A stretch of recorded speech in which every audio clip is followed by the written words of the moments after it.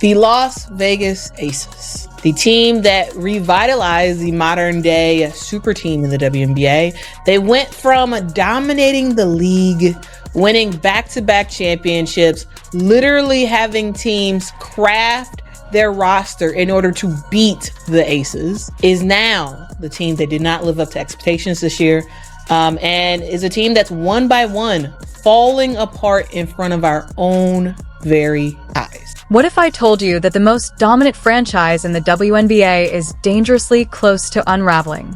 The Las Vegas Aces, once hailed as the unquestioned rulers of the court, are now staring straight at turmoil.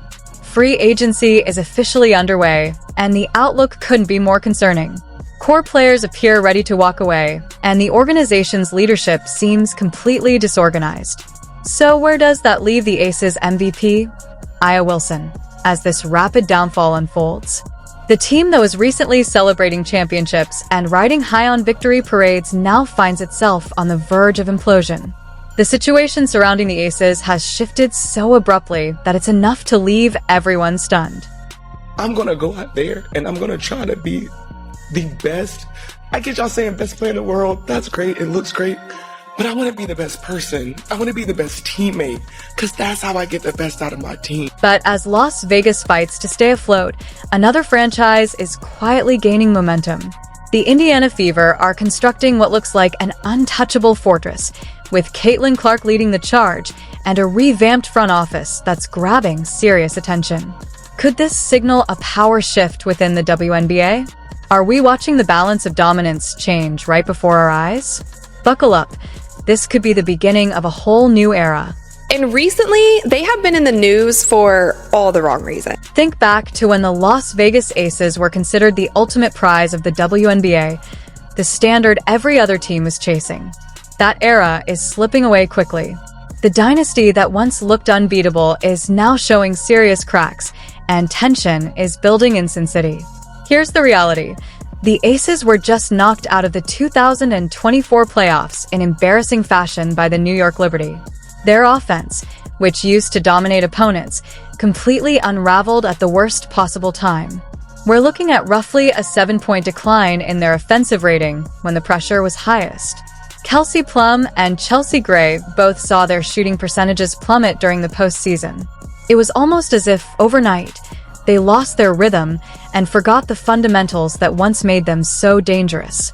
We have to get better. We have to really take a sharp look at ourselves, look ourselves in the mirror, see our shortcomings, and then, you got to make the moves necessary, whatever that means, to put the best product that we possibly can.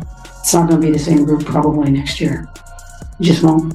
And I'm sad about that, because I really like that group.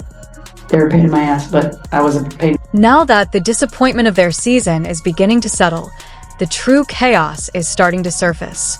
The Aces are sinking quickly, and it feels like key figures are abandoning ship one after another. Head coach Becky Hammon didn't sugarcoat it either. She made it clear this team is going to look very different in 2025. If anything, that might be putting it lightly. And the front office? It's practically empty. General Manager Natalie Williams is out, and her top aides have also walked away. It's turned into a full-blown exodus, with everyone seemingly rushing to find stability while the organization struggles to stay afloat. Despite back-to-back championships and a deep playoff run this season, the Las Vegas Aces have fired General Manager Natalie Williams. But here's where things really heat up. Kelsey Plum, the team's elite sharpshooter, appears to be seriously considering a departure. Rumors suggest she has her eyes on the Golden State Valkyries. The Aces responded by placing the core designation on her, but that move feels more like a temporary patch than a real solution, almost like trying to hold back a tidal wave with something flimsy. What makes it even more dramatic is the financial offer on the table. The Aces are reportedly prepared to hand Plum a supermax deal worth about $250,000 for the 2025 season. Yet despite that substantial paycheck, she still seems halfway out the door. It's starting to look like, in this case, even a lucrative contract may not be enough to guarantee loyalty. What is going on in their locker room? Like, this Aces team is falling apart. This is not a coach that I would want to play for. How did a powerhouse like the Aces unravel so quickly? How does a team go from untouchable to uncertain in such a short span of time? Maybe their greatest strength, their dominance, ended up working against them. Consider the run they were on. Back-to-back championships, a lineup stacked with all-stars, and the bright lights of Las Vegas amplifying their status. It's the kind of success that can make any organization feel invincible. But while they were celebrating and enjoying the spotlight, the rest of the league was evolving, improving, and closing the gap. Now the Aces are facing a harsh reality. Dominance doesn't last forever, and confidence can easily tip into complacency. The real question is whether they can steady themselves and rebuild, or if this signals the closing chapter of their reign in Sin City. Ironically, it almost feels like the very peak of their success marked the start of their decline. Who would have thought that being at the top could set the stage for such a dramatic fall? We talked a lot of smack last year. I'm sure they heard it, and they got to smack us this year. So, for us, we will have a long off season. But here's the unexpected turn in all of this. While Becky Hammon may be preparing to shoulder even more responsibility on her own, members of her former staff are moving on to new opportunities. Natalie Nakes is creating major headlines with the Golden State Valkyries, stepping into history as the first Asian American head coach in the WNBA. Meanwhile, Tyler Marsh has taken on a new challenge with the Chicago Sky, trading the relative stability of Las Vegas for a situation that appears far more turbulent.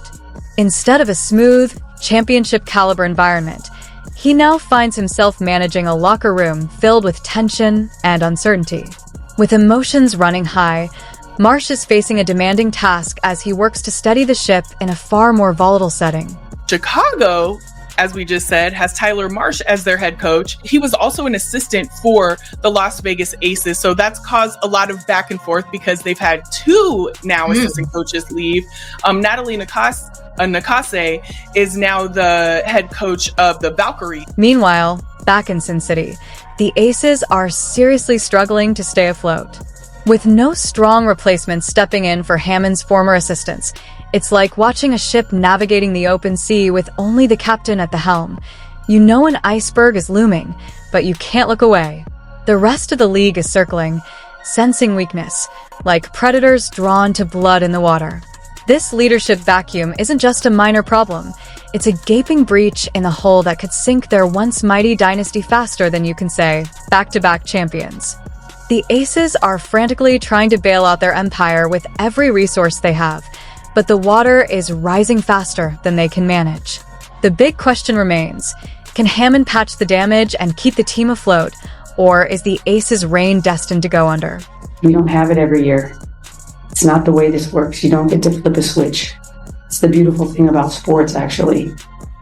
The work and the commitment and the buy-in and the play hard and the want to and the will always show up in the end. Let's talk about Kelsey Plum, the Aces' sharpshooting guard who's been the engine of their offense.